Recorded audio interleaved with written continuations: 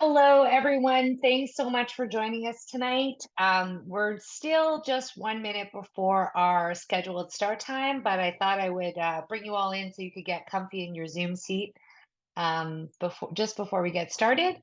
And we're going to kick off tonight's session with a little poll. So the poll is launched. So feel free to answer our questions while you're waiting for the rest of our friends to jump in the Zoom room with us. All right, the questions in our poll are really us hoping to find out a little bit more about how you identify your home or the parts of the country you live in. So we're asking if you live in an urban or a big city, a rural or a remote community, or if you feel like you live in a small town and also what part of the country you're joining in. And I apologize to the provinces and territories on the Zoom setup. There was a maximum number of choices I could offer for answers. So I have grouped some regions of the country together in the poll.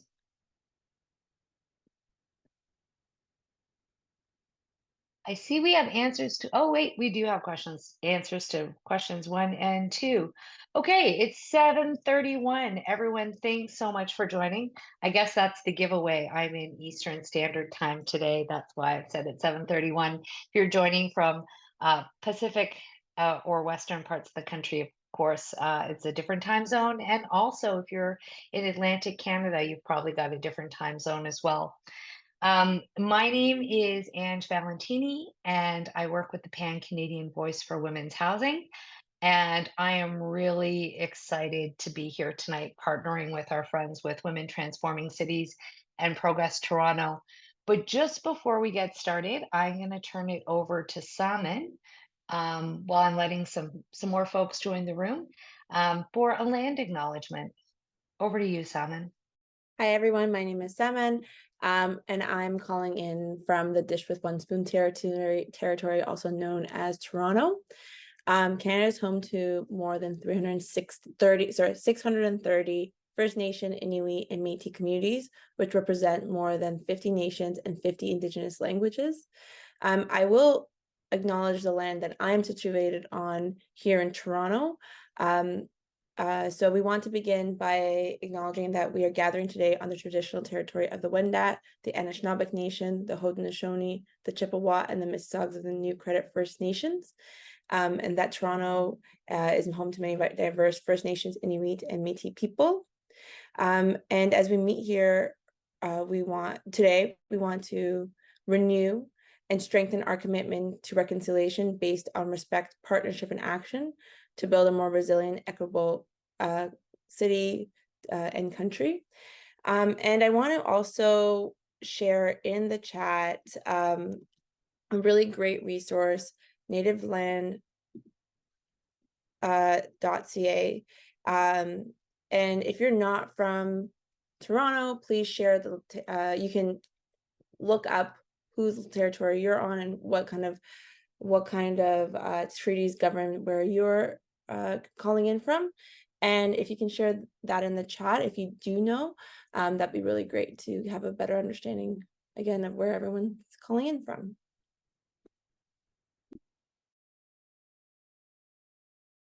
Awesome. Thanks for that, Salmon. Hi, everyone. My name is Diana. I am coming to you from the traditional, ancestral, and unceded land of the Musqueam, the Squamish, and the Tsleil-Waututh nations. And we thought we would start us off with a little bit of an icebreaker question, and we'll put a Menti link in the chat. And our question is, how many places have you lived? So if you go to the link in the chat, it will let you answer that question on Mentimeter. And how many places have you lived? Feel free to think about this question as robustly as you can. It could be how many houses you've lived in, how many cities, how many towns, countries. However you want to interpret it is good with us. And while you are filling in the Menti, I will take you through our agenda for today. So we'll begin by telling you a little bit about us and the different organizations that have come together to present this workshop for you today and what our experiences are in housing advocacy. Next, we'll kind of talk about the issue for a little bit. So what is the housing crisis? Why this specific lens that we're choosing to think through the housing crisis with? And then we'll focus on why we want to talk to you about municipal governance and focusing on the local. So why do cities, towns, and municipalities matter in housing advocacy? Next, we'll think through what we can do about our housing crisis from a local level, and then we'll leave you with some takeaways and some next steps as to where you go from here. And hopefully by the end, we'll have some time for questions, and we'll try to answer as many questions as we can.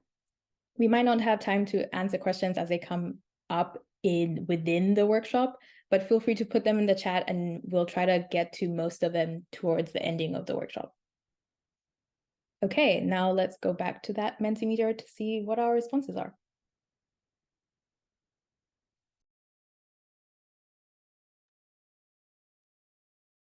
Okay, a couple of folks saying 10, 12, 4, 25, 18.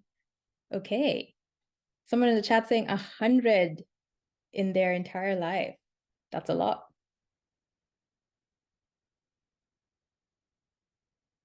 Just gonna give us a couple of minutes in case anybody else wants to respond to the Menti. Okay, so we have a wide range in the room, everywhere from 2 to 100, which shows us there's a lot of, we've all lived in a lot of different spaces.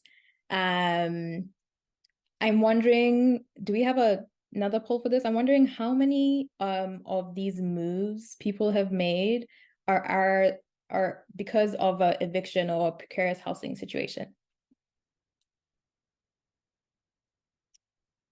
If we don't have a poll, we could do like a raise hand kind of situation.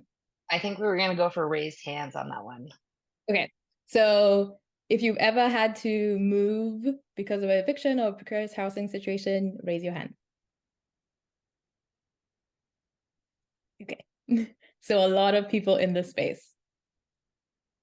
Yeah, so that's one of the things we're hoping to talk to you about today, and hopefully get you thinking about what are some of the things we can do to address those issues.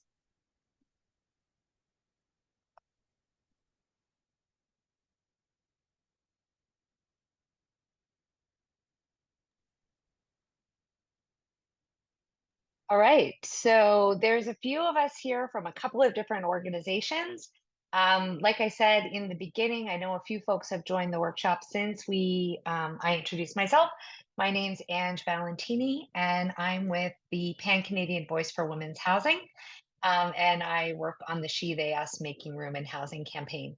The Pan-Canadian Voice for Women's Housing is an activist organization that was formed in 2017. And the purpose of this organization is to lift up the voices of women and gender diverse people who have firsthand experience of Canada's housing crisis, to be advocates for better housing outcomes. The organization runs a number of activities, including an annual symposium. There are 6 key calls to action, calling on the federal government to make changes. But we've also been providing some activist training to women and gender diverse people from across the country. And we have some calls to action for and some tools for reaching out to politicians that are based on our website. So I'm pretty sure in the chat there'll be some links and you can find out more. Now I'm going to turn it over to Salmon to talk about her organization. Hi, everyone. My name is Semen Tabasinejad, and I'm the Executive Director of Progress Toronto. Progress Toronto is a nonprofit organization that focuses on advocating at the local level, primarily at Toronto City Hall, but as well as the Public District School Board here in the city. And we really focus on kind of harnessing people power to push forward progressive policies, be they concerning being housing or actually in 2019, which is very relevant for this workshop, we work to pass a gender equity office and strategy at City Hall alongside allies. So we run campaigns, we have trainings, and we really get on the ground a lot of times, knock on doors. And I see actually a couple of our volunteers who have knocked on doors before. So yeah, that's a little bit about Progress. And we are really excited to be here today to speak and connect with people from all across the country, and especially with our partners. And there's a really great, we really also believe that the strongest way that we can create change is by coming together. So it's really powerful to see people from all corners of the country coming together to demand affordable housing and accessible housing, because we know that this issue is unfortunately not a one town issue. We know that women and gender diverse peoples are impacted all across the country. So thanks. I can pass it off to Diana from Women Transforming Cities. Hi everyone, my name is Diana from Women Transforming Cities, and Women Transforming Cities is a grassroots intersectional feminist organization. We're based in Vancouver, but work throughout the British Columbia province. And our main goal is to dismantle intersecting systems of oppression for equity-deserving genders and movements. And we do this by building participation and power amongst folks who have been historically excluded from civic processes and decision-making. And the hope is to radically shift power with a focus on women and underrepresented communities through a feminist intersectional lens. Some of the ways we do this is through a number of things. We run cohorts to equip future leaders to advocate to local government. We advocate to local government on a number of issues, including housing and affordable housing. We also run workshops to improve civic literacy, and just give people confidence to be able to talk to their local officials and take part in democratic processes at a municipal level.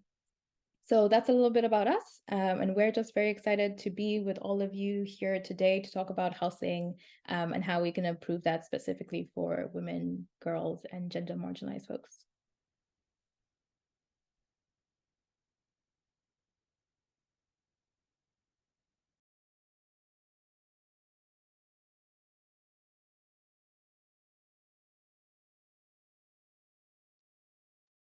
You're on mute, Ange. Thanks for that. It was bound to happen. Thanks, everyone. We sort of alluded to why we were here in each of our introductions, but really our main goal tonight in convening this space and this incredible group of people is to get a better understanding of the housing crisis, and to talk about why we have a focus on women and gender diverse people and the households they're leading. We really want to talk about why local government matters, and we're hoping that each of you leaves tonight with some action strategies that you can take away and put to work in your communities, because you really can make a difference. And we have some examples of how that's happened. But for starters, we want to, there was one person on our team here tonight who hasn't been introduced yet. And that is Robin Buxton Potts. And we're going to invite Robin Buxton Potts to share her story with you right now. Thanks so much, Ange. Really lovely to see everybody. As those of you who managed to get here right on time, we started the presentation by asking people how many times you've moved. And we thought that that was an important way to start, because when you're housed, you don't always think about that you might actually still be impacted by the housing crisis. I've moved to probably 70 times throughout my entire childhood. But in my early 20s, I moved 11 times in 10 years for a whole bunch of reasons. Some of those were, breakups, roommates moving out. I was rent evicted twice. I had people decide that they wanted to move back into the home that I was renting, unsafe locations, all kinds of things. And it cost me a lot of money. Moving is not cheap. Anyone who's done it a lot knows that. It cost me mentally. I was early in my career. I was constantly stressed, and it was a really, really difficult time. And I have been very fortunate in that I landed in a housing co-op. And for those of you that aren't familiar with the housing co-op, it is a communally owned piece of property where the residents co-own the space. You're not charged rent, you're charged housing charges. There's a board of directors that manages how money is spent, make sure that people are paying their housing charges. And so I was very, very lucky that I landed here, and I've been here for the last 5 years. I mean, the creation of this housing co-op was actually because of local activism by my parents when we moved into this building when I was a child. They organized their local residents. They knocked on the door of their city council's office, their MLA/MPP's office, and they got funding, and they saved 111 units of affordable housing that has been in use since 1994. And one of the reasons that I'm really excited about the work is then how I can continue to try and build more affordable housing. So I have joined the board of directors of my co-op. That's a way that I take responsibility for the home that I live in, and also looking at how we can expand it. So there is a co-op, or sorry, a condo development that has been proposed across the street from our building. And so I'm using some of the tips that I have learned through these kinds of trainings with Progress Toronto to talk to my local city councillor to see if we can't get more units of affordable housing and co-op housing in that development. So I just wanted to share that as someone who has experienced this crisis firsthand and has managed to kind of come out of it on the other side, that the things that we're talking about today have really tangible impacts. And I know that people can come out of this with some real takeaways on how they can impact change in their neighborhood. So thank you for being here and letting me share a bit about my story. Thank you so much, Robin, for being brave and sharing your personal expertise and experiences with all of us here today. And hopefully through this time we spend together tonight, we want you to all get a real appreciation for how valuable your own stories are and how valuable your experiences, even though I'm sure a lot of them have been difficult and a little bit scary and unnerving, that they really can be valuable in terms of developing public policy and housing solutions when you share them. All right, so here we are. We want to talk about the housing crisis. We've just heard about how the crisis has impacted Robin, but there are some stats that we've pulled together from the housing picture across Canada. The first one is 250,000 unhoused people from coast to coast to coast. I think that number is an understatement. It's really hard to get an accurate count of how many people are precariously housed or unhoused. And the statistics we looked at vary between 200,000 to 350,000 people who are unhoused at different times in different parts of the country based on counts. So that's one big number, 250,000 people. As far as we know, there's about 200,000 households who are on waiting lists for social housing or affordable housing.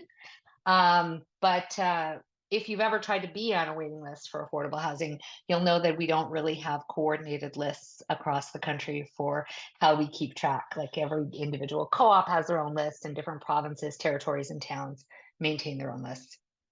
But that gives us a bit of a sense of how many people are in deep housing need when we think about unhoused people and the households waiting for affordable housing. We also know that rents have been on the rise, and that's true in communities right across the country. Statistics Canada says that rents have been rising an average of 10% per year, which probably is more than the legislative amount that they're allowed to rise, but that's how much they're rising. There's about 3 million households that are spending more than 30% of their income on housing. If you've spent any time in housing debates, the big number one question I hear at community meetings and town hall meetings and all over the place is, what does affordable housing really mean? But the most reasonable or common definition of affordable housing is housing that is about a third of your income. And so we know that for millions of Canadians, they're in an unaffordable housing situation. The other interesting statistic that just came out today in a report from the Canada Mortgage and Housing Company, or CMHC, is that Canada has a shortage of 3.5 million homes. So in order to actually meet the housing demand in our country, there's a number of buildings, houses, developments that are on the books to be built between now and 2030. But in addition to all of those projects that are in development now, we need another 3.5 million homes to meet the housing gap. So those are some stats that hopefully help illustrate the picture of Canada's housing reality. I think then my next slide talks about how we got here. And we would love to hear from you on this part too, because I think I don't think there's one way we ended up in this situation. We had fun in our working group putting this together. We think the number one reason we ended up in this big housing hole was thanks to capitalism. We also think that we know that the financialization of housing is a pretty significant problem in terms of the housing picture in communities right across this country. And that really is when people take homes and rely on them as investments. When people do it, but also when big corporations and pension companies and other commercial interests are using homes as a way to make money. Bad governance certainly comes into play. I think there's a couple of well over a decade, maybe 2 or 3, where the federal government was getting out of the business of housing and provincial governments were dumping housing that they used to be responsible for. That's what we put in the category of bad governance. But there's also a lot of other things that contribute to the housing crisis. So we'd love to hear your thoughts on what you think is contributing to the crisis. So we're going to encourage you to, is it in a Menti or in the chat right now, Robin? Can you remind me? It is in a Menti. All right, it's in a Menti that you'll find in the chat. That's great. So we'll just give folks a minute to add their ideas into the Menti, and we'll have a look at that in a minute. Simon, can I turn it over to you? Yeah, so as we kind of think through what are some other factors, we can think through how the housing crisis impacts how the housing crisis impacts gender diverse and people and also women. We know that over 9,000 women and girls experience homelessness on any given day here in Canada. And 1,000 women and their children are turned away from violence against women shelters on an average day. And most are forced to return to situations of violence and precarity because of it.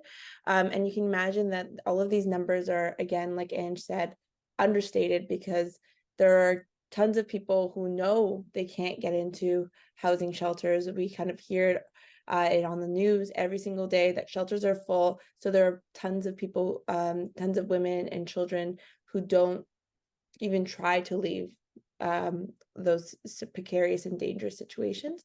90% of families using emergency shelters, are headed by single women, and 43% of gender diverse people reported that they experienced discrimination from landlords and or property managers based on gender.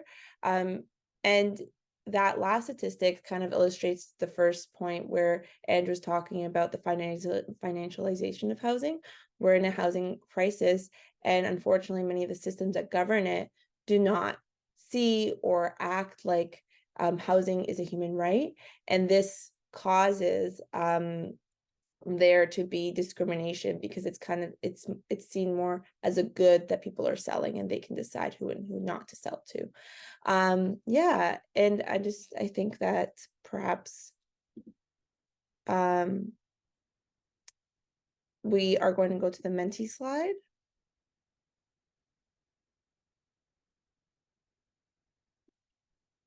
And hear from what you all have decided are the other factors, because I'm sure you probably experienced many of the other factors yourself.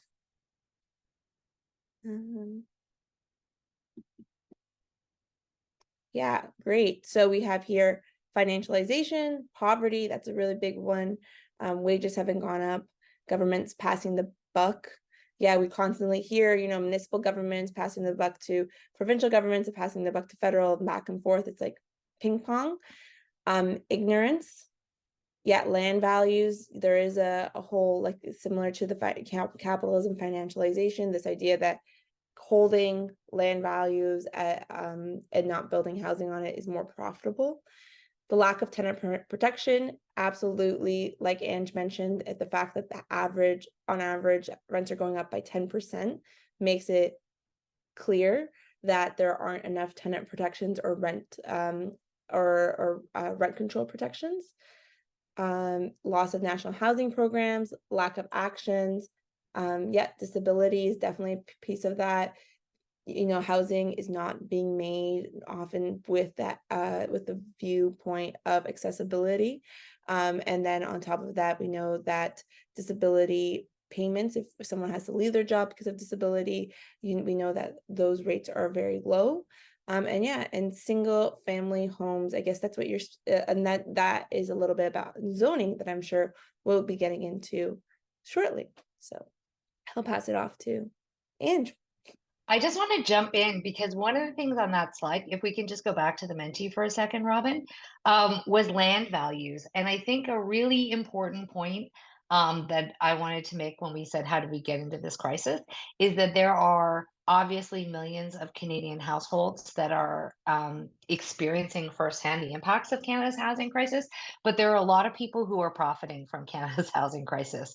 So not everyone here is losing out. So there are some people who have a lot to gain from continuing the situation, which again, for us is another reason why we're so excited that you're joining us here tonight, because the more of us that get up and get together and use our voices to advocate for different outcomes, the more likely we are to have a fairer, more sustainable, affordable housing solution. That was all I wanted to. So from the statistics that Salman read a little bit earlier, in terms of showing how women and gender marginalized folks are made the most vulnerable by our housing crisis, you might be thinking that seeing as they're the most vulnerable, women and gender marginalized folks and equity deserving genders would be on the decision-making table. And if you were thinking that, you would be wrong. Because statistics show us that women actually make up a very small percentage of our municipal governments. We know that women represent only 31% of elected municipal representatives. They hold 33% of councillor positions. Only 22% of mayors are women. And some communities don't have women on their city councils or municipal government at all.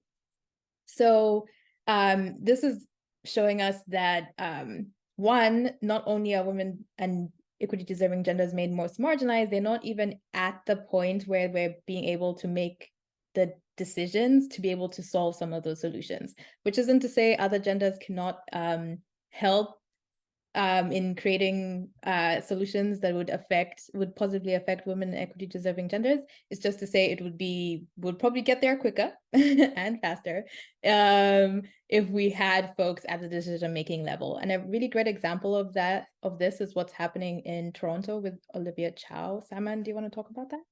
Yeah, so as some people might know here, Olivia Chow was recently elected as mayor here in Toronto, and she's I think the first female mayor of Amalgamated Toronto. So I know, and the first racialized woman.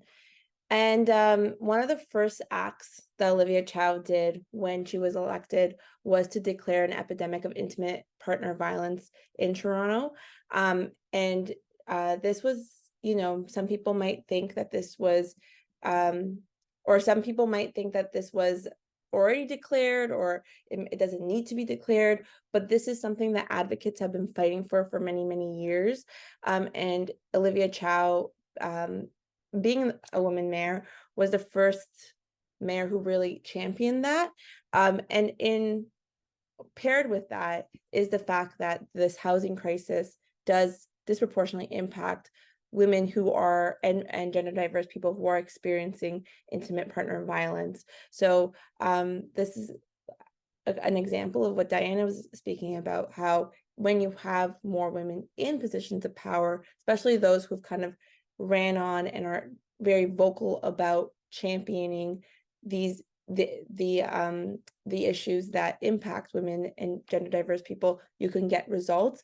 And in one of those instances is this idea that of housing, but also of different types of policies that would benefit women and gender diverse people. Thanks for that, Simon. Just before we jump into who's responsible for housing, I thought it would be great if everyone just has a look at where people are joining from tonight. It looks like we have 80% of our participants tonight are joining us from urban areas or big cities, but we do have 13% of our guests joining from rural or remote communities, and 7% from small towns. And it looks like we have a pretty good distribution from British Columbia, Alberta, Saskatchewan, and Ontario. And I know there were people who had registered from the Yukon and Prince Edward Island, but maybe they haven't been able to join in yet. And I am getting notifications. People are jumping in the room still while we're talking. So on that note, just before I turn it back over to Diana, I was just going to say that we are recording tonight's session and we will be sharing it. Yeah, so great. Thanks so much. Now we know where everyone's joining from. We should talk about who's responsible for housing. Yes. Someone in the previous Mentimeter talked about passing the buck off into different levels of governance. So let's get into and do a little bit of a breakdown as to what the different levels of government are responsible for in terms of housing. So if we start with federal, the federal government sets the national housing agenda. So they leverage the physical power they have because they have the most amount of money. And they can use this to invest in things like affordable housing. They can also incentivize affordable housing developments. Example of this happening recently is the Liberals introducing the GST waiver for developers in the hope to promote new housing construction. So federal government, a lot of their responsibility comes in utilizing their physical power to get affordable housing built and constructed.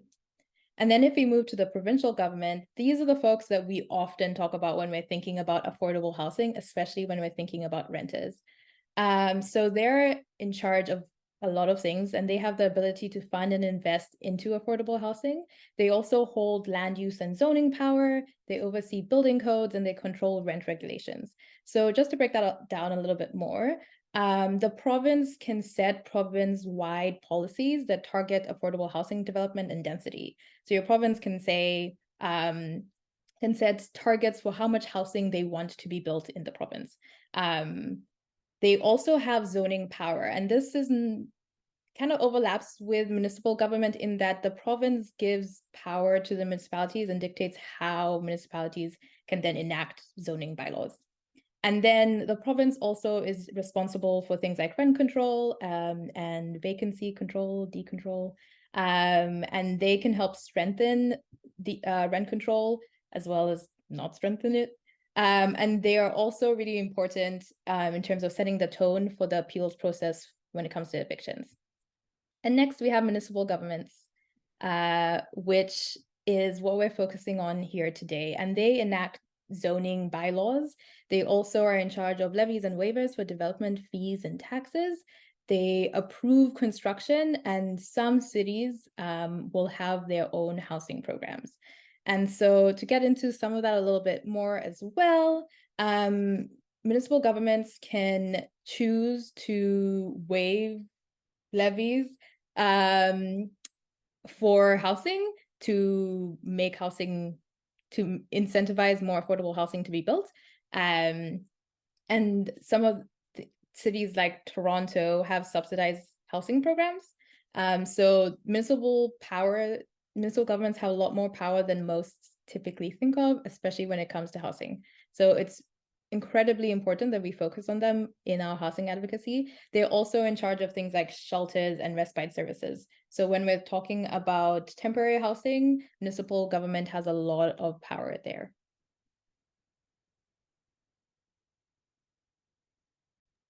Yeah, thank you, Diana. And a lot of folks might think, why, you just heard this explanation of the different levels of government, and maybe you're still thinking, why should we focus on the local governance? Well, there's a lot of reasons to focus on your local municipal government. especially when advocating for housing. But really, something to think about is that your municipal government and your local government is the closest government to you. So when you're walking down the street and using a sidewalk, or you're getting on a bus, if you're using public transportation, that's all your municipal government at work. So that means that it's really your day-to-day experience is the municipal government, and that's why when you're advocating or starting to organize on an issue, something so big like housing, starting at the local level can really help. And it's a good place to start because you can start small, but then it's also scalable. So one of the great things about a municipal government is that they do your city councilor or your representative, your local representative, is only really focused on the local. So if you think about your MLA or your MPP or your member of parliament, they spend some time in the home district or this local government neighborhood, and sometimes they go away. They travel to Vancouver, sorry, not Victoria, not Vancouver. They've traveled to Toronto, they've traveled to Ottawa, they traveled to Edmonton, and then so when we're talking about your local government, that is your opportunity to kind of speak to them the most, and you have the biggest access to them, since they really are your representative that you should be able to contact, you should be able to engage. So again, that it is the closest level of government to you, and it's also a ripe site of resistance. So what does that mean? If you want to win on a vote at City Hall, or you want to push your local planner, city or municipal staff person to do something, you really only need maybe 300, 400, 700 people, depending on the size of your municipality, to take action. It's incredibly powerful, right? And then comparatively, if we want to get the prime minister to do something, you probably need around like 300,000 people to take action on something. So that's a really key site of ripe site of resistance. Yeah, and I just recognizing what you wrote in the chat. In some communities, 20 people can have substantial impact. Absolutely. And that kind of brings me to my next point, which is we as advocates here who care about affordable housing need to get involved, because on the flip side, the people who stand to benefit and profit off of the financialization of housing, or off of the housing crisis, are already incredibly involved at the local level. If you go to a community meeting, you're probably going to see a ton of them. You're going to see a ton of people who might be landlords who are incredibly keen on getting rent control out of there.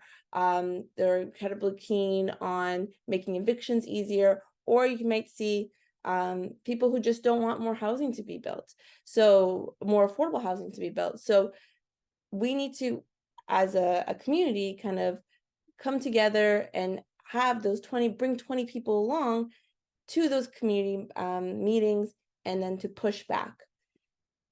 And so we also have this idea that maybe hopefully now you don't feel like your municipal government is overlooked. Maybe we now need to not underestimate it, because another really key part of it is that if your city councilor or your representative adopts what you're telling them, and kind of wants to champion the issue, they can go to their counterparts. They can go to their member of provincial government, or they can go to their member of parliament, and then push forward bigger systemic changes. But it all really does start at the local level. All right. So Simon gave you some reasons why local government is an important place to get involved and be an advocate and use your voice. And I'm going to talk about what kinds of decisions get made at your town council or your city hall. So one of the big ones is zoning decisions. And zoning basically means the rules that apply to how a piece of land can be used.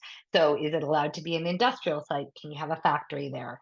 I live part-time on a small island in the Pacific Ocean called Gabriola, and we have a zoning bylaw there that says you can't have more than 3 sewing machines in one place, otherwise it's an industrial activity. So zoning can permit you to have a single family house or an up to 6-story house, like 6-family dwelling.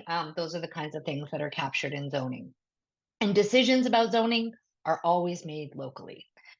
Your official plan policies are big, broad policies that affect the entire community you live in. So it might be your region, or it might be your city, or it might be your town. But those basically spell out where a community is going to focus employment, where they want to build transportation, whether or not they're going to preserve lands for parks or conservation purposes. All of those things are dictated in an official plan policy. Affordable housing policies are also included in official plan policies. Public land use. So right across this country, in every community, there's all kinds of land that are owned by the public.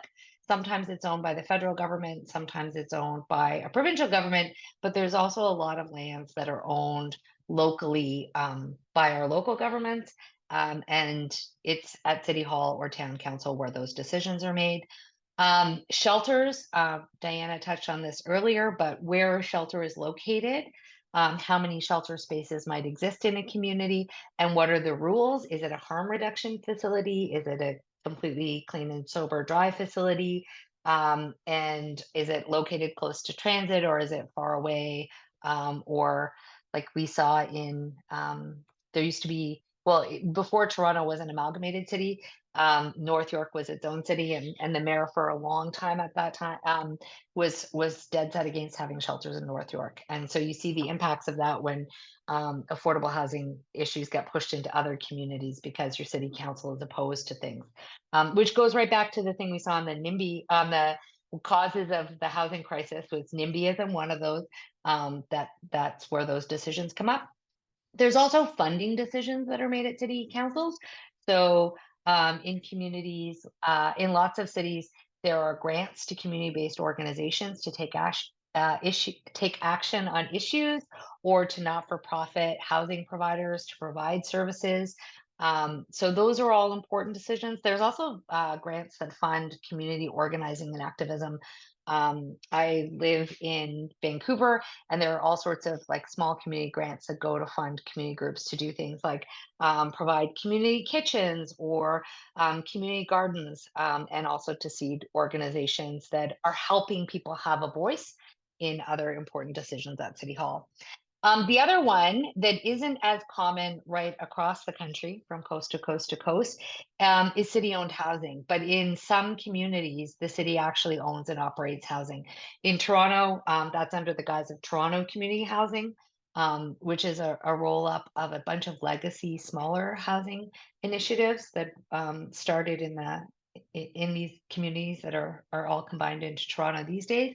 I know in British Columbia, it tends to be BC Housing, which is the owner and operator of housing. So there is a broad variation across the country, but in some cases, those are really important local housing decisions that get made. Can we go to the next slide? All right, the next slide is all about what we can do to create change. And we are going to invite you all into small group discussions in a breakout room for this. And we have some questions we hope that you will contemplate and come up with some information about your ideas and bring them back to share with a larger group after this discussion. So the questions we have for you are: who is building your community? Who is your community being built for? And who has the most power? Robin has also dropped those questions into the chat. We're creating 4 breakout rooms tonight, and you're gonna be invited to join one right now. And if you're having trouble getting there, I can help move you. But hopefully you'll all go to the rooms. Simon, do you remember how many minutes we're in how long people have to chat in these breakout rooms? 5 minutes. Excellent. Thanks, Robin. Okay, the rooms are open. We'll see you all back here in 5 minutes. You'll get a 60-second warning before the rooms close, and you automatically get brought back to this big boardroom we're sharing, our virtual boardroom.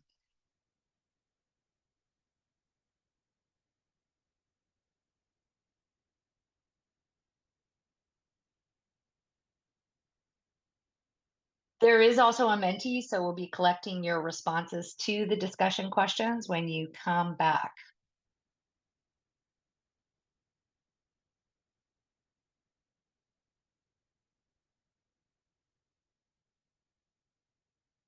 All right, Harley is still here. Let's see.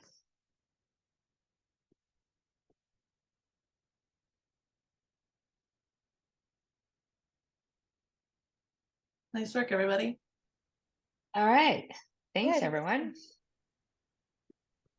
we're kind of whizzing through the material. Hi, everyone. Welcome back. They're still coming.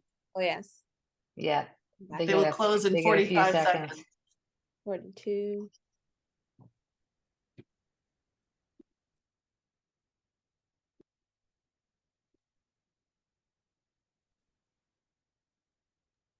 Ellen, it was so exciting to see you for a second.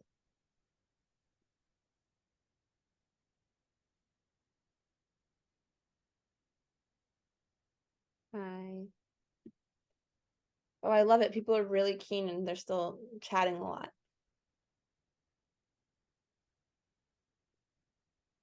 It's true. I can see their mics going. Yeah, it's For a interesting. minute, I was afraid they just decided they didn't like breakout groups and they left the workshop completely. Yeah, it seems like they're engaged. Hi, everyone. And people are just trickling back in.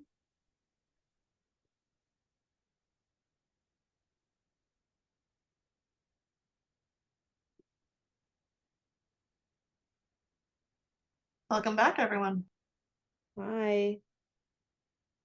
We're gonna go through the Menti, and I think Robin will share on the screen. But I'm keen on how the conversations went inside your breakout rooms. If you want to share in the chat.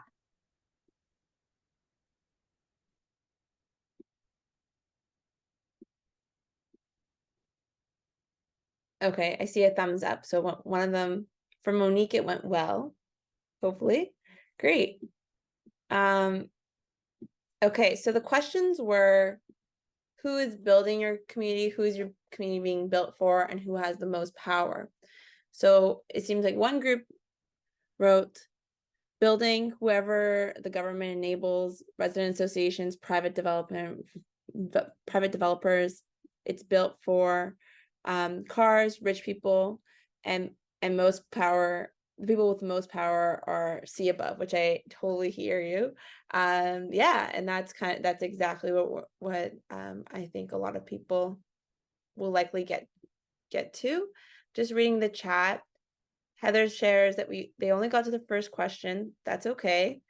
And Maggie shares that they had a good conversation and it's really hard to capture in that amount of time. Absolutely. Like, we didn't give you an easy task. These are big questions. These are questions that for me are constantly motivating me and directing me in the work I do. And these are questions that you keep in your back pocket, especially when you're organizing and when you're engaging with community members, and how to get people engaged, right? So having these kinds of questions, you probably experience it when you were in your breakout rooms, but it allows you to connect with other people, and that connection is so powerful, because it creates camaraderie, but it also creates an understanding of who you are and what power you have, as well as it allows you to kind of map out the kind of, the other people who are kind of working against what you're trying to build. So, you know, Ellen had shared just developers in one word, and that's like very true. We are seeing how developers are making a pretty penny and are not building housing that's affordable, and we really want to see that change, right? Housing that's being built needs to be affordable and needs to meet the needs of community members. All right, so does anyone else have anything else to share? Any kind of burning thoughts? All right, so we can move on to the next slide,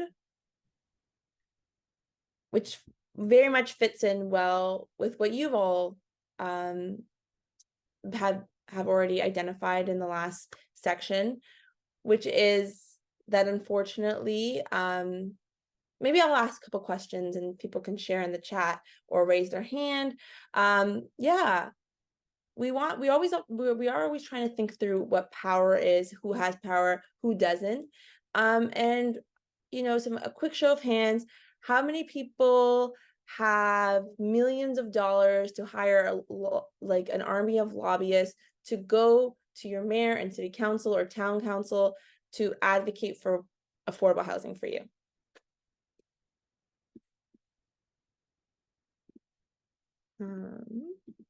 I don't see a lot of hands going up. So unless everyone has completely forgotten how to use the hand raising hand function, I'm going to assume that not a lot of you have that kind of access. How about who of you sits on, or yourself or your family members sit on the boards of, you know, the Rogers Corporation, which we had at one point in our mayor, or sits on your town or your city's local paper, let's say like the Globe and Mail, the Toronto Star, or the Montreal Gazette, to really shape the conversation of what affordable housing is and what needs to happen? Yeah, Anne just shaking her head. I don't see, again, not a lot of hands, but who of us has access to friends? Yeah, Anne has a Zoom room. Who has access to friends, to family, to colleagues, to neighbors, to community members? All right, we see 2 thumbs up. Diana, I'm seeing hands go up. Okay, so everyone knows how to use the raise hand function. I'm happy to see it. We're seeing lots of people, and we don't, so that's really important to remember, because me and you, we might not have access to traditional routes of power. The people who have the traditional routes of power have access to money and have access to powerful people and powerful interests, and that's how they push forward what they care about. But we have something more powerful than that. We have people. So we have thousands of people across, maybe let's say like millions of people across this country, who are impacted by this issue, and coming together, bringing people together, and organizing will allow us to push forward policies and demand action from people who hold power. So really, it's this beautiful little diagram that's in front of you right now, which is all these little fish coming together to take on the big kingfish. So it's organizing, and that's what we always want to remember, that we actually do have power. And oftentimes, unfortunately, we're taught that, you know, unless you are a big wig, that you should stay out of politics, that's no place for you, but that your voice is what is needed, and is actually what's necessary to drive the change we want to see, to make it better for not only us and our communities, but future generations. Next slide. Yeah, and in summary, really, it's when enough people get involved, come together, have a shared vision, and we can make a difference. And that is a theory of change. So I hope you guys take that and run with it in all your diverse communities. And I'll pass it off to Diana.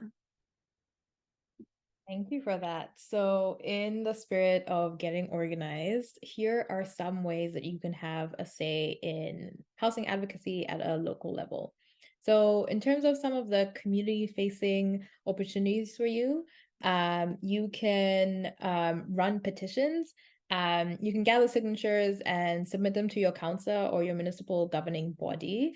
Pro tip that we like to teach at WTC is if there's some way for you to be collecting information to show that the folks who are signing your petitions are within that municipal area, from that municipal area, that's great. So usually it's like attach an address or some sort to a petition so that your elected officials know these folks all live here and they care about these issues. If you can't do that, it's okay, but just a hot tip. Speak at a public meeting. So for any housing development that is hoping to come, a postal code can be, people feel, yes, a postal code can work. Also, I'm not encouraging this, but you can be loose and free when you are thinking about issues that you care about. So say you work in Toronto, but maybe you don't live in Toronto, or in our case, let's say you work in Vancouver, but you are from Burnaby. You can use your office address. Because at the end of the day, it's about like affordable housing for the people who like will be affected, and that includes a lot of people. So I'm not saying lie, but be loose and free. Yes, Anne. Actually, an interesting quirk is that if you own a commercial property, you have the choice of voting in local elections, either at your commercial property or your residential property, if they're in different jurisdictions. So I think it's perfectly okay to use your commercial postal code to communicate with local politicians. Wonderful. Thank you. Another thing you can do is speak at public meetings. If there's a new construction being built, most likely there will be some sort of consultation process with the public. This is a great way to go and advocate for affordable housing and to get folks, especially city officials and city planners, and city staff specifically. A lot of the times, a lot of the things you can do is talk to electeds, but there are lots of opportunities like speaking at a public meeting where you can talk to city staff who will be there beyond the term of electeds. So it's great to form a relationship with them.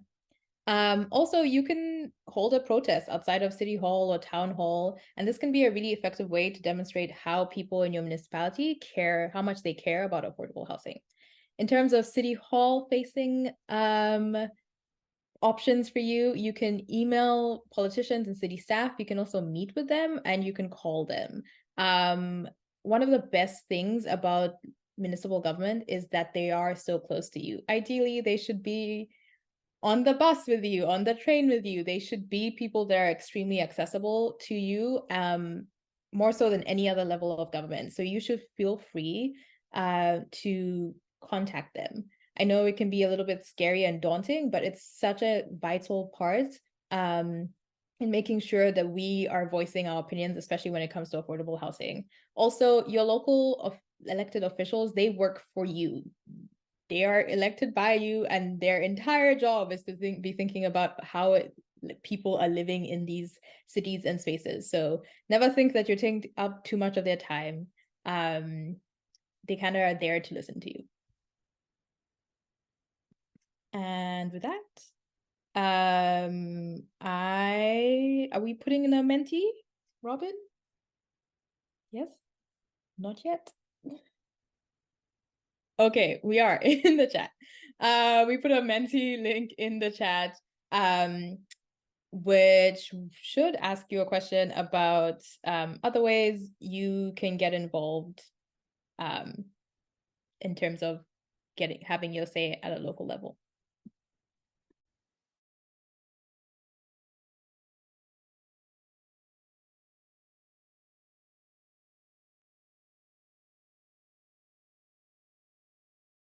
While folks are thinking about that, I'm just going to tell a little bit of a story. One time I was doing some community organizing, and we wanted to stop a big casino from being built on the waterfront in the community that I lived in. And we managed to raise a little bit of money, and we printed signs. And we didn't have enough signs to put them all over the city to really paint the whole town a particular color or share a message. But we did go through the election rules where everybody who ran for city council has to file their address when they apply to run for office. And we got their addresses. And so we went door to door on the streets of where the councilors went who were in favor of the issue that we were against. And we put up signs on their blocks. So that even though we were a small campaign, we appeared to be a mighty campaign to the folks who are making decisions. That was a fun campaign.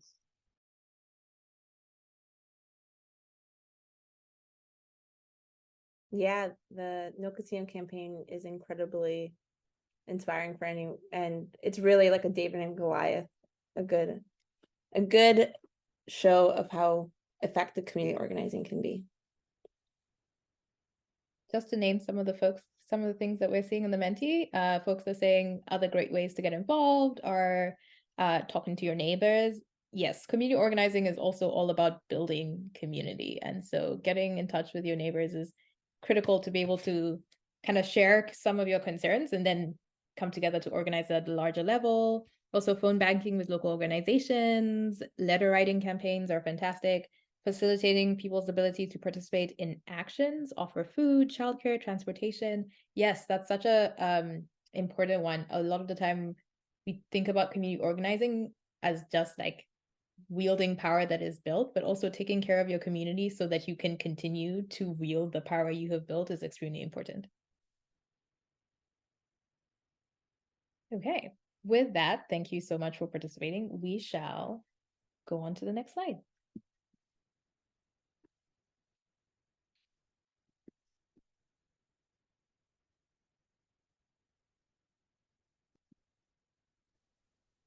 The next slide is all about whose voice is already at City Hall, which is a really good example of why your voice is so desperately needed in these echo chambers.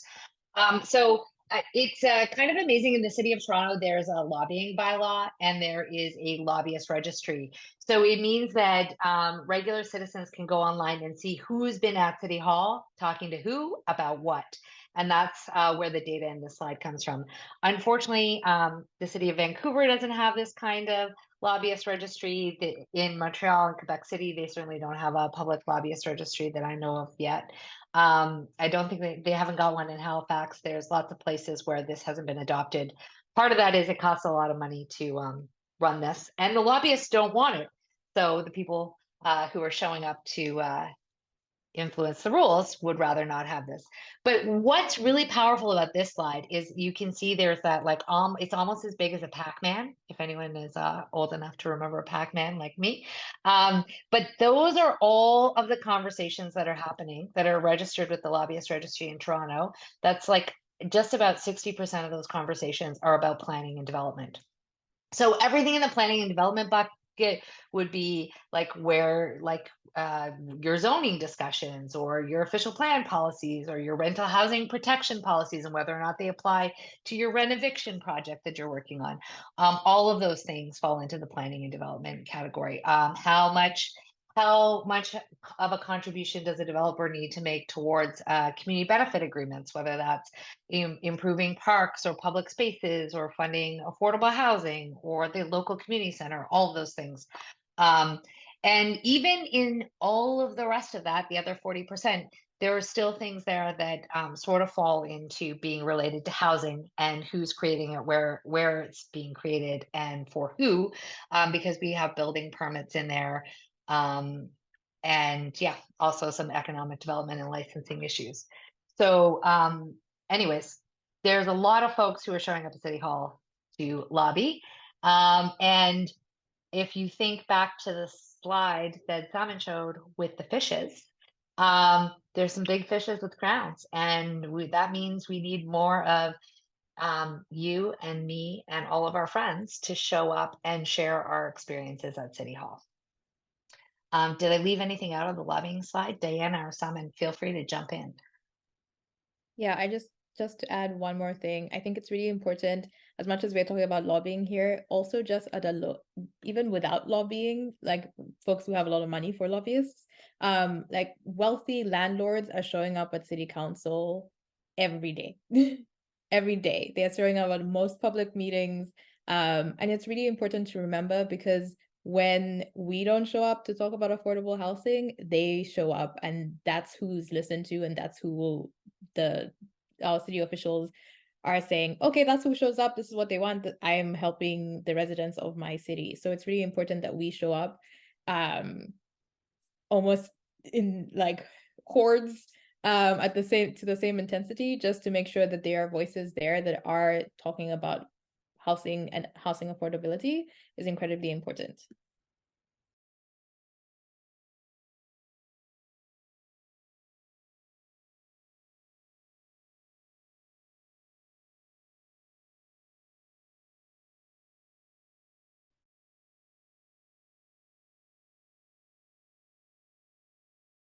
You're on mute again, Ange. Thanks. All right. Here's where things are going to get a little bit personal. I lay in bed every night, unable to sleep, my mind racing. I was searching for an answer, searching for a pathway out, and I could hear his heavy breathing beside me. Could I slip away? Could I gather enough things to get us through? Could I bundle the kids quietly into the car? Probably, but where would we go? The next day, inevitably, I would need to take my girls to school, and I'd have to go to work. We wouldn't get very far at all without my income. Where could we go? Where would we be safe? How long could I stay in a shelter with my 3 kids? How long until I could find us a new home? For sure, he would find us. This was my nightly routine for at least 4 years before I actually could get together a plan and enough money to leave. And at the time, I worked at Toronto City Hall. I was chief of staff for a counselor. I knew that there were 100,000 families on the waiting list for affordable housing ahead of my family. And technically, I owned a 4-bedroom detached house in a pretty lush neighborhood in Toronto. But I lived there with a very volatile, dangerous, abusive partner. We, my 3 daughters and I, we were trapped. And if I couldn't find a way to safety, if I couldn't afford a home for my family, what was the reality facing other women? If one of us makes it through the door, we need to bring the rest of us with us. That's why I'm here today. And it's why I'm so grateful to each and every one of you for joining us tonight. We have a responsibility. We have a light to shine, and we need to shine that light. It's up to each of us to make the invisible visible. And I believe we do that by sharing our stories. So I'm here tonight to ask each of you to share your story as a call to action, to take your voice to your town hall, to be an advocate, to shine a light on the urgent needs facing households led by women and gender diverse people. Thanks. Thank you, Ange. Thank you, Ange, for sharing such a powerful story. And being brave and just showing us how moving and important sharing a story is, and bringing us all along with you, but with your call to action. So, yeah, I mean, Ange just gave us all a masterclass example of how we share a story and why it's so powerful. We all felt it. We all felt the urgency. And that's how you want to communicate. I know we started we started tonight off with a few statistics, but we also started tonight off with Robin sharing her story. And we just heard Ange's story. And I'm sure each of you can remember the details from Robin's story and Ange's story much better than some statistics at the beginning. Because that's the thing with statistics, is that they can be incredibly powerful, but only when there are stories attached to them. Because when we hear, 250,000 people, it's almost, it can feel so insignificant, because it's just a few, a 6-digit number on a slide. But when we hear Ange's story and we hear Robin's story, and we also experience all the experiences we have, we're kind of moved to take action. And that's the challenge that we're all giving you today. That's the ask, right? That is when you're speaking to your local government officials, be they politicians or staff, or even speaking to each other. We need to share our stories, because unfortunately, people in power do know the statistics and they're not taking action. And it's because they're not moved and they're not, and there's no urgency. But when you hear the stories that we just heard, we're kind of, a fire's lit underneath us. I mean, I know it's 8, almost 9 o'clock here in Eastern time, and I feel just so invigorated to take action, and I'm sure each and every one of you also feel that way. So I want to give you guys some tips on speaking to local government officials. I want you to remember that you're an expert in your own experience. Oftentimes, the way we think about, we kind of put on pedestals city officials or politicians or the mayor of your city or your town, but in reality, they're just people, and you have just as much power. You just have to hone it. And your voice is just as important, right? And just like Diana said, you're electing them, so they work for us. So we need to be holding them accountable, and this is the way you can do it, is by using your story. So the first thing you gotta do is think about your ask. What is your ask? When Anne shared her story, it was very clear.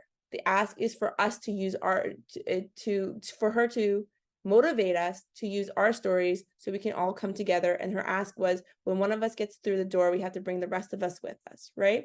That's your ask. When you go to a politician, when you go to a local government official, you want to be clear. Hey, I want you to make sure that affordable housing is on the agenda, and I want you to vote for maybe X affordable housing item or issue that's coming to city council or your town council. And if you're going to a public staff meeting on a development, you can say, hey, we need there to be 50% minimum affordable housing units in this new build, right? So these are demands that you want to be making, and you want to be clear, and those asks have to be a yes or a no, because sometimes those in power want to kind of placate all sides, but you want to make sure you kind of want to know what side they're on, right? Your stories, your lived experience is invaluable. It's like the most powerful thing. When we think through how we all make decisions, I know we all want to think we make decisions based on facts and figures and statistics, but in reality, we make decisions based on stories, and the stories we tell ourselves and the stories others tell us, and we're moved to take action because of feelings. So that's what we're here to kind of tell you, that your lived experience makes you an expert in the housing crisis. So many people can research the housing crisis or hear these things, but they're not experts in it. And that's what sometimes is missing in decision making, are that expertise, your expertise. So that's why when you're speaking to local government officials, you want to bring that expertise with you. Don't kind of throw it aside and say, no, but that's not peer reviewed or whatnot. We want to make sure that you're bringing that with you. And you want to be brief and concise. And Robin only spoke for 2 or 3 minutes, but you really understood what they were saying, and you were moved to take action. So that's something you want to emphasize. And you have to speak in a way that feels comfortable and authentic to yourself. There's no wrong or right way to be. Sometimes I know that, when I first started getting involved in politics, I thought I had to be the most polished kind of white man version of myself, but that's not the way I am, and that's okay. And that actually is a part of that power that I was speaking about, and that's where you want to go. And I just want to check in the chat. Yes, you're gonna have all the statistics with you. You can always, have them on a piece of paper, kind of slip them in, but you don't need to, study them intensely and memorize them, because the same way that you don't remember exactly the statistics is the same way that sometimes local politicians won't either. So it's always important to think through your own expertise.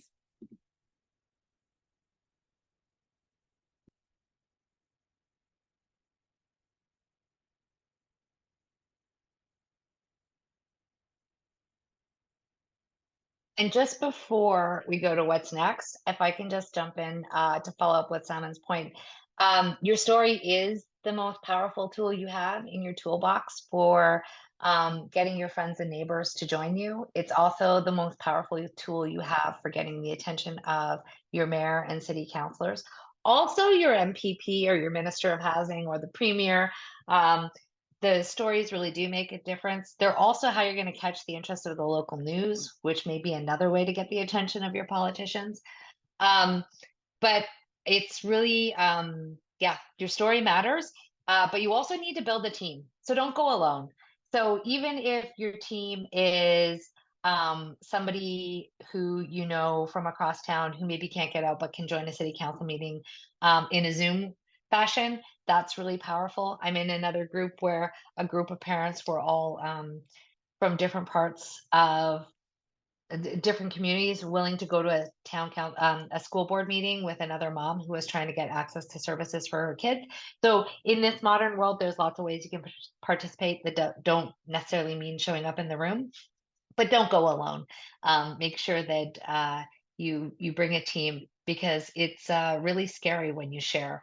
And the story I shared with you tonight, I shared it for the first time yesterday with Salmon and Diana and Robin, and their encouragement and support really made me feel brave enough to share it with you. So don't be afraid to practice your story too. Those are all great ways, great tips. But it's actually not rocket science to go and talk to your elected officials. It really is your vulnerability and your truth and your authenticity is what's going to shine through. Ellen, as a former city councilor, will you vouch for us on that?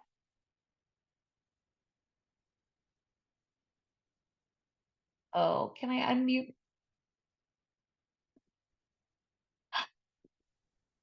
Absolutely, absolutely. It deeply moves someone who's in an elected office when somebody personally makes a connection with them. And you can make a connection if you see them on the sidewalk, or you can phone them and try to get an appointment with them, or go to council and don't go to council by yourself. It is an intimidating process. But it makes a big difference because they're elected by you. And also they're worn out. They're working really hard. So when they have that personal connection with somebody who says, I'm being evicted, I got 2 kids, I can't find affordable housing, I need you to help me, they won't forget that. That'll stick with them. Thanks so much. All right, if we can go to our what's next slide. All right, in terms of what's next, I really personally hope that you will all think about your stories because I know you have a lifetime's worth of really powerful moments that I think can make for better public policy and better outcomes for housing. I hope that you will look around. We obviously couldn't possibly inventory all the municipalities, towns, and reeves and villages and island trust decision-making bodies all across the country to walk through each one in this workshop. But the model is pretty similar about the way municipal governments are organized in communities right across Canada. So feel free to, like you could Google, you can find out when your town council's meeting, you can figure out who's in charge of housing in most parts of the country. You can also stay in touch with us. And we'll be happy to provide some coaching and some feedback or share our Google skills with you. We want you to take some action. So our homework assignment to each of you is that we'd really like you to find out when the next housing decision is being made in your community, and to tell us about it and maybe actually take an action, whether that's sending an email or showing up at your town hall. We also want to know what your next step is going to be. So when this says tell us here, is this a Menti or is this tell us in the chat? It's a Menti. Okay, another Menti's coming up. We're all about the word cloud generator tonight, which is Menti. It's a really fun tool. I hope you're having as much fun with it as we are. We're also going to PDF all the Mentis and send them out to you in a follow-up email to thank you for coming tonight. And we've also put together a pretty powerful set of takeaway resources that we'll drop into the chat, but we're also going to email you a copy of that. We wanted you to know that National Housing Day is coming up. It is on November 22nd.